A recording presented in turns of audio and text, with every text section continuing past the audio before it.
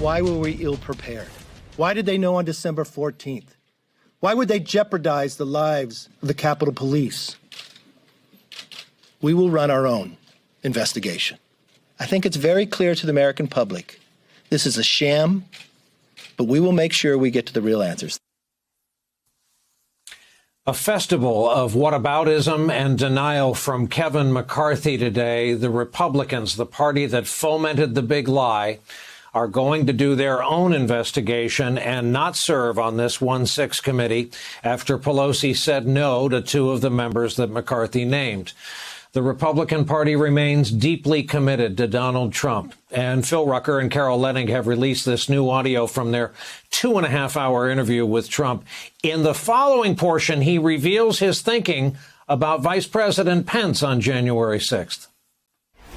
Rudy actually did a very good job with legislatures. You know, when he went before, because the legislatures, had Mike Pence had the courage to send it back to the legislatures, you would have had a different outcome, in my opinion. Is that what you told him to do, the vice president? I didn't tell him to do anything. What did you want him to do?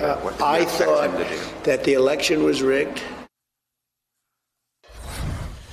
More of the same. Back with us tonight, Eugene Robinson, Pulitzer Prize-winning columnist for the Washington Post. You got to laugh, Eugene. And Mark McKinnon, former advisor to both George W. Bush and John McCain. He is, of course, among the co-hosts of The Circus on Showtime. Gentlemen, welcome back. Eugene, I'm told McCarthy went on Fox News tonight and further pounded this theme that it's all about Pelosi not providing enough security. You just saw him in an Olympic piece of gaslighting say it was the Democrats who put the Capitol Police at risk. Eugene, am I missing anything deeper here? Or does McCarthy pretty much take orders from Trump? And are the Republicans really, at the end of the day, worried about what a 1-6 investigation might turn up? Oh, absolutely. I think you're right on all counts there. I mean, it's just astounding. There was an insurrection at the Capitol that threatened the lives of all members of Congress and the vice president on January 6th. That's, to me, and to any sensible person, what needs to be investigated.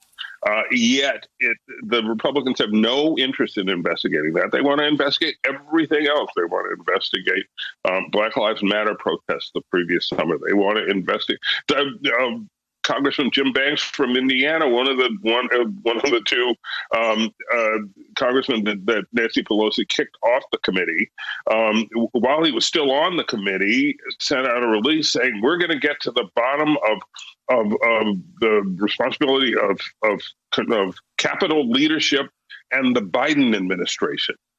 There was no Biden administration on January 6th because Joe Biden hadn't taken office yet. But he can't bring himself to say the Trump administration's response. That's who responded or failed to respond. It's incredible. I do not blame the speaker at all. In fact, I think she did the right thing in taking off the select committee members who were obviously there to do nothing but gaslight, obstruct, and do their own sort of sick performance art, like Jim Jordan.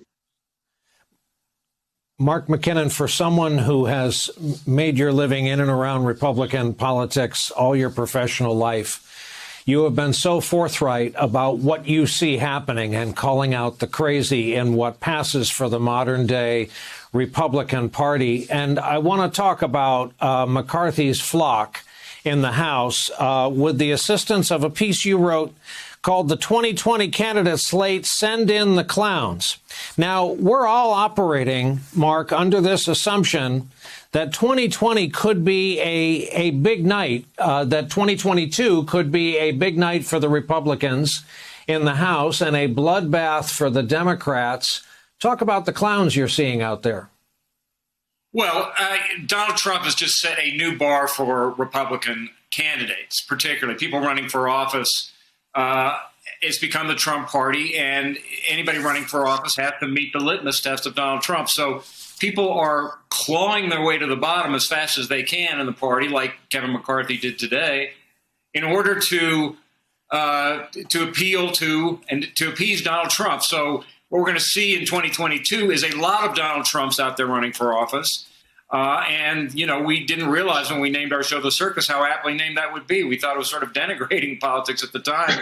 But now we see that the real circus has gone out of business, but the political circus is doing better than ever.